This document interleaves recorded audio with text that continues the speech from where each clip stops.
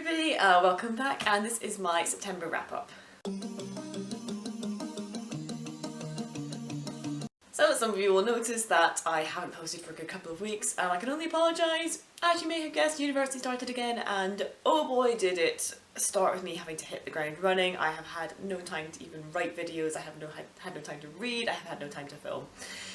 Because it also doesn't help that, the evenings now as well, it's starting to get much darker. I can only really film during the daytime, and I am not really free during the daytime between university, societies, sports clubs, and then also just trying to meet up with my friends.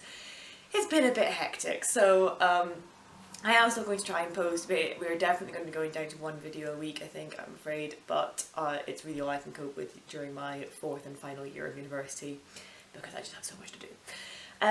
But yeah, so a bit of a delayed September wrap up, but here it is. I had read 4 books in September and I enjoyed almost all of them apart from one, but we'll get to that. So I started by finishing off The Weight of Kings, which I had started in August, and I absolutely loved this. It was such a good, start to a series. I've read Mistborn, I've read Warbreaker and stuff, so I was really, really excited to finally start Stormlight Archive and see what all the hype was about.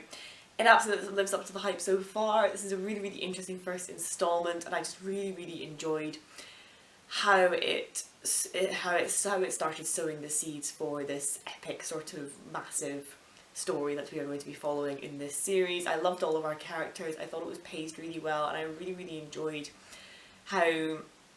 how it balanced having this many characters and stuff. I maybe would have liked to have seen perhaps more of one or two of them, particularly Shallon. I think she's definitely a favourite of mine, but I completely understand why she didn't get maybe as much spotlight as Dalinar and things like that, because obviously what's going on with them is perhaps slightly more important at this moment in time. So I thought that was just really, really, I liked that the author didn't really force himself to give everyone the same amount of chapters. He picked and chose who to give the spotlight to and who to tell this particular part of the story. Like I said, I loved all the characters, absolutely loved Dalinar, I really, really loved Kaladin, really, really loved Shallon. Just such a fantastic cast of people, and I really, really can't wait to see how they all interact as future stories kind of go on. I love the kind of little nods to the other Sanderson books we're getting here, and I really can't wait to work out how many more that there are that I've maybe missed. It's just so much fun, and it was, a huge, huge book, but I didn't, in August I had read Assassin's Quest, which is a sort of book only a couple hundred pages shy of this one, and that one felt like a slog, and comparing that to this one, which I flew through so much faster and so much easier, just, a testament to the writing, a testament to just how accessible it is and how well paced that this is, that I was never really bored, and I was just so caught up in the lives of all these characters and stuff and what they were getting up to and things. I just absolutely adored this. This was just, I really, really enjoyed The Way of Kings, and cannot wait to continue with the rest of the series. I'll probably take my time with it though, they're quite big books and it's quite a big story, so I think I'll probably take my time with it, but yeah, this was a really, really good start. I then read Fury Song by Rosaria Munda. This is the third and final book in the Fireborn trilogy. If you haven't seen my previous review for Fireborn, I'll kind of leave it linked there so you see what my spoiler-free thoughts on the first book were. But yeah, Fury Song picks up where Flamefall left off, and boy oh boy was this such a good finale. I do feel overall that Fireborn is still the strongest of the 3 in the trilogy, but I really, really enjoyed Fury Song, and I really, really loved how it wrapped up the story that we have been following with Annie, Lee and the other Dragon Riders and all the other characters that got introduced in Flamefall and things. I do feel that the story didn't quite know what to do with Griff and Dilo, 2 characters that were introduced in Flamefall. I feel like Griff's character arc could have been a bit more well paced than it was. And I think part of that is just due to the fact that he wasn't introduced until the second book. He does not come up in Fireborn at all. I understand why they've done that, but at the same time I feel like for such the kind of character arc that he had, you almost wanted to see that happening at the same time that you see Annie and Lee's character arc happening. And so I kind of feel like a lot of the progress happened in Flamefall, and then Fury Song, he's kind of just reacting to a lot of the stuff that's happened in this book, and then his arc almost kind of falls short because of it, because it just wasn't quite as well paced as I perhaps wanted it to be. And particularly Dilo as well, he's going through some really, really interesting things in this book, and I feel like he kind of comes to his conclusions a bit too quickly sometimes. But I really, really love the way that this book went and how it deals with the fallout from the end of Flamefall. I like that we don't really get another repeat of Annie and Lee not knowing whether to trust each other, because I find that Fireborn, it worked really well, and then you kind of think they resolved that, but then during Flamefall, obviously, they kind of go back and forth again on whether they can trust each other or not, and I was really saying if that happens again I'm going to get really annoyed, but I do like the fact by the time you get to Fury Song they absolutely trust each other despite how things may look, and they kind of work from there. So yeah, just really, really great stuff. I really liked this. I really liked how it developed. I liked how it ended. You know, I really feel like it tied everything up that it needed to. Everything felt really satisfying, and there was just a really, really interesting characters. Like, I wasn't expecting to like one of the characters as much as I did. I like the stuff that you find out a bit more about Power. Like, you know, he's definitely been one of the most interesting characters of this entire trilogy. And I like that he gets a bit more backstory to him in this one as well. And yeah, just I love, oh, this is just such a good trilogy. I'm definitely going to have a full spoiler-free review for the entire trilogy coming out at some point, but yeah, overall, really, really great finale. I really, really enjoyed this one. I then read The Theft of Sunlight by Insitar Kanani, and oh, what a good sequel, oh my god. So this is the sequel to Thorn, which I read last year, and I was really, really surprised by. You know, it was one that my friend had got me as a Christmas present, and I wasn't too sure on it. It's a retelling of The Goose Girl, and I wasn't too sure about it, and I thought, but you know, when after sort of time had passed, I was like, actually, you know, I did really, really enjoy that book. I definitely want to read the sequels, because I know that the sequel kind of switches to a completely different character, but it's still picking up some really interesting plot points that were sown in Thorn, and boy oh boy was this good. Oh my god, I mean, this is one of my favourite books of the year already. It's putting this series up as one of my favourite series ever, I think, because the character you follow in this is Ray, and it's kind of picking up on the threads of the children kind of going missing, and you know, no one really knows what happened to them and stuff, and everything kind of kicks off when Ray, in her small village, one of her best friend's little sisters, you know, family friend, she goes missing, and because she's had an invitation from her cousin to go to the royal court and be there for the royal wedding, Ray decides to actually take up that offer and see if someone in the capital and in the royal family will be able to help her. And what kind of happens is she ends up, you know, as an attendant to the Princess Illyra, who's from the first book, and everything kind of goes from there. This is just such a great book. Ray is such an amazing character. I absolutely love how she learns to navigate this massive city and these political games that the princess and everyone are playing with other people and with her.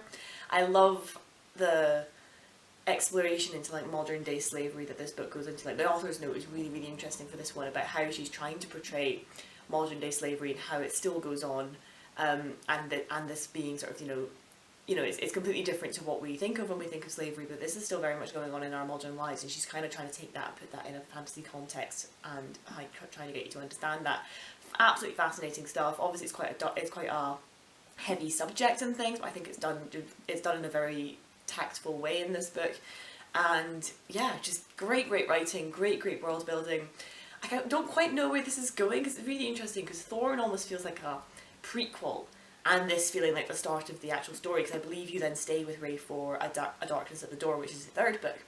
I don't know if it's the final book or not, but yeah, just so many thoughts on this series. I really, really want to go back and actually reread Thorn, because there's a few things in here that I completely forgotten about. I'm like, okay, I actually don't really know why this is significant, but I know it was brought up in Thorn. It's just been a while since I've read it. I can't wait to read it in A Darkness at the Door. Like, this is just so good, and I would just highly recommend this series. It's just such an interesting style. Interesting that they switched characters as well.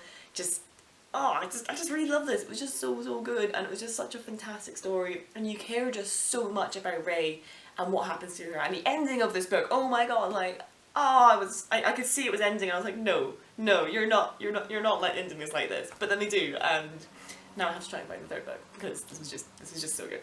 And then my fourth and final book that I read in September was Tinderbox. This was a e-arc that I had received, I believe it is. I'm just getting a little bit late getting to this one. And I did not like this one, unfortunately. So this follows kind of our two main characters. You've got Isbeth and you have Bram. Isbeth is a witch, and it kind of kicks off the story where she comes back from travelling abroad to find that her grandmother has been murdered, and the tinderbox that she was sort of in care of, that has these kind of like magical hounds that can be set on people, they're called like the Dogs of War or something like that, that's been stolen, and she knows that it's someone in a nearby kingdom or something, and she kind of gets sets off on this quest to go and retrieve it. And then you're also following Bram, who is the prince of a kingdom that has been invaded by the kind of like main antagonist kingdom kind of thing that's been doing a lot of conquering recently, and he is now almost like a hostage, but he's, you know, he's been taken in as a ward by the man who invaded his country, and you know, so he's kind of almost like his adopted son, and it's just a very, very interesting position for him, because obviously, you know, he's got this man who has destroyed his life, taken him away from his home, and now he's expected to call him father and stuff. And then kind of kick off, I think, really when him and Isbet's paths cross, because Isbet is obviously now after his father, because he's the one who has the box with the dogs of war and stuff, and everything kind of goes from there. Loads and loads of really interesting concepts and interesting ideas, like Bram, for example.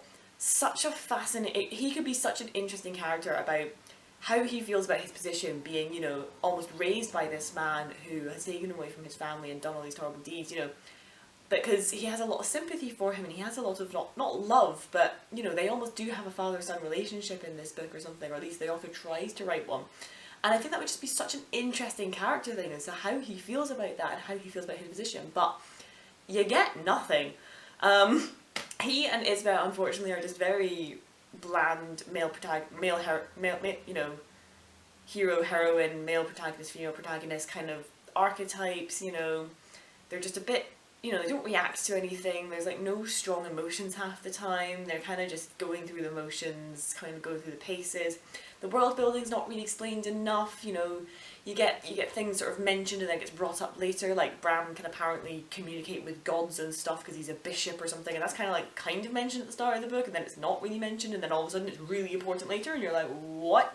You know, like a lot of things just were really underexplained or not explained at all, and lots and lots of disjointed parts. So, you know, you've got things happening above ground, and then you have this thing called the vine, which is like this magical vine that's like under the land or something, and you can actually go down and see it, and that's where all the magical creatures live and stuff. But then there's also dwarves at one point, and then there's like this island kingdom or something, and yeah, I think there's just far too many moving parts and too many moving characters, and just not enough focus in this book to really grind it all together, because you've kind of got the first part, which is, you know, bringing Isbet and Bram's paths together, then they go to the vine to find out what's going on, and that kind of sets up the magical aspect of it.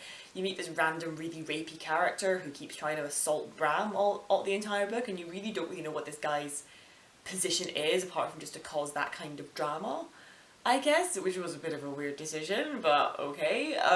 It was very strange. So yeah, then you go down to the vine, you have all that going on, then there's this big battle, and they kind of have an idea is that there's this evil force that's behind everything, but you don't really know. And then they go back above ground to talk to the king and the queen and stuff, and then they go to the island kingdom, and then there's something there that they need to help with, and then they, you know, they have to go back to the, you know, underground again or something, and yeah, then they're back on the mainland, and then they're trying to deal with getting the Tinderbox back and things. It's just a lot of very strange stuff, and I just feel like there's just too many plot points. And, you know, like I said, it's called Tinderbox. It's supposed to be about Isbet trying to get the Tinderbox back, but that kind of feels like almost the sandwich. So you've got the start of her starting up to do that, at the end where she kind of does that, and then the in-between is everything else that has absolutely nothing really to do with her getting the Tinderbox back. It's very strange, and I really didn't like it. Couldn't care less for Isbet and Bram's relationship and stuff. It really just feels like, and then the male and female protagonists get together. Sex scene was a bit boring, like, you know, I've read better. I've read worse as well, but it really just felt a bit out of place as well, because yeah, they're like supposed to be on this quest, and they're like, oh no, we've got time for this though. Yeah, wasn't a fan. Just really wasn't a fan, and it was just so bland, this book. And I'm gonna have a spoiler review coming out for it, because obviously I've received an arc, so yeah, just no. That's it from me for this month. Yeah, have you read any of the books that I mentioned here? Definitely let me know your thoughts below. I would love to hear what you've been reading in September as well. And yeah, keep an eye out. I will be trying to post, but probably like once a week or something. So yeah, I will still be here. But if I completely drop off the face of the earth, don't worry, it's just because university has decided to kick my ass. So anyway, thank you so much for watching. Like I said, please feel free to leave a like and feel free to subscribe. I do post every week, and I do try to reply to comments as quickly as possible. I would love to absolutely hear all of your bookish opinions and what's been going on since I last spoke to you. But thank you so much for watching. I'll see you next time.